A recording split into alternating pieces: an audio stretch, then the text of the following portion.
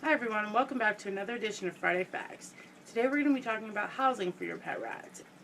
What to and not to look for when you're looking for a great habitat for your little pet rats.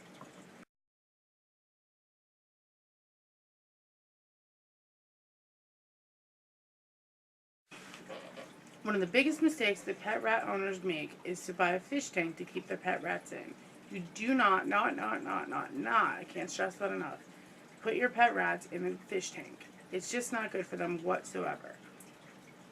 A fish tank provides no ventilation for your pets or fresh air.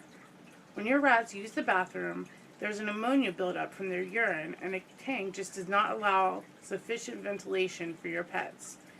And any buildup of ammonia can be bad for your rat's respiratory tracts. You definitely want to avoid this at all costs. Tanks also provide no room for your pet rats to climb and run and play, in most cases. But even a bigger tank really just is not going to provide the amount of climbing space that your pet rats will need. Climbing is really great exercise for your pets, and you want to give them that as much as you possibly can. Another thing that I've heard about tanks is that pet rats are very good climbers and jumpers, so therefore they can easily climb out and lift the lid on the tank in order to get out and escape. So tanks are not a suitable environment for your pet rats. The only exception to this rule is if you come across yourself having a pregnant female. Tanks are good in this instance because it gives your female rat a place to have her babies and take care of them safely without the risk of them falling between the bars.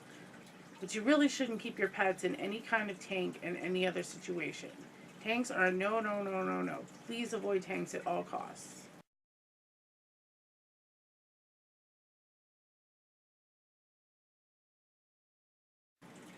Cages really are the way to go with your pet rats. It gives them lots of room to run and play and climb, which is very important to the health and mental state of your pet rats. When looking for a cage, you want to remember that you need at least 2 cubic feet of space per pet rat. And you might want to increase this if you have boys, because boys do tend to be a little bit bigger than girls. So try and remember to get the most room for your money when you're looking for a cage for your pets, because they need a lot of room to grow and play and just run around and be happy little rats. I will insert a link below in the down bar if you're looking for a great website for a rat cage calculator. This will allow you to put in the dimensions of your current cage or any cage you're interested in buying. It will allow you to put the height, width, and depth of the cage into the cage calculator, and it will give you a number as to how many rats will fit into this cage comfortably. So please check out this link below and make sure that your current cage has enough room to accommodate the number of rats you have or the number of rats that you're looking to get.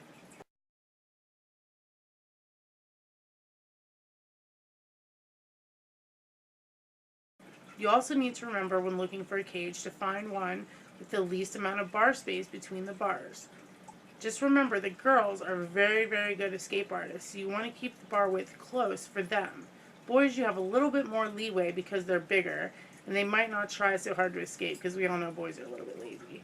So, please remember to look for the smallest bar spacing you can find that will still allow great ventilation and climbing area for your pet rats.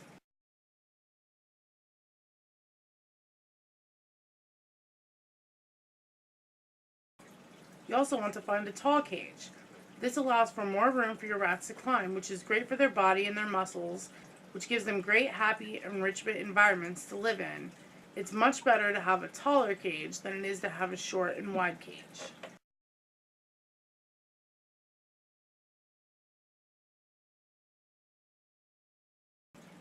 A big thing to remember is you want to try and avoid any kind of wire bottoms to your cages. If your rats walk around on wire for too long, they can end up with something called bumblefoot, which can be somewhat hard to treat, and you just want to avoid it at all costs.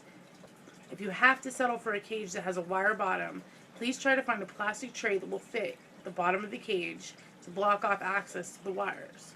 If you can't find any kind of plastic tray, you can lay some kind of linoleum or tile on the bottom, or just go to your local craft supply store and buy some fleece and just lay that on the bottom of the cage. Just want something that will block access to the wire cage for most of the time. You just don't want your rats to be walking around on a wire floor if you can avoid it whatsoever.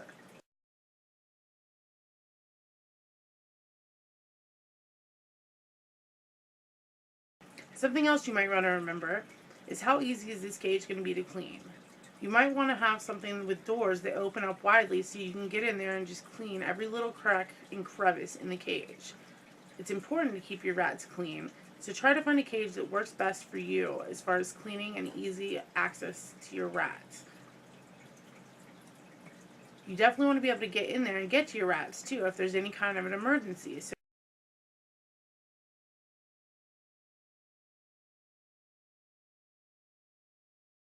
when you do set up your rat cage, please keep it away from any kind of windows or drafts in your house. Rats can become cold very easily, and they can also catch illnesses very easily. And it's just better to keep them away from any cold areas in your house or windows or drafts. Because I'm sure you probably wouldn't want to sleep somewhere where it's really cold either. So definitely give them somewhere nice, warm, and comfortable to sleep at night.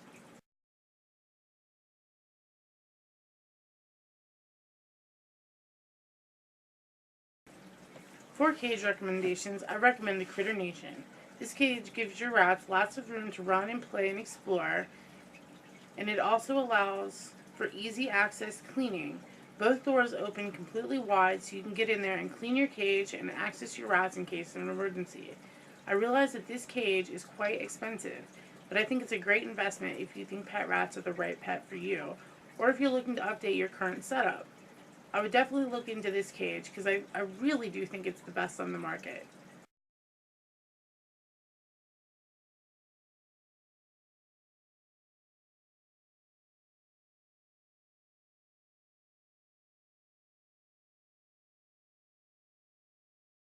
Well, that concludes this week's Friday Facts. I do hope you enjoyed and found this video useful.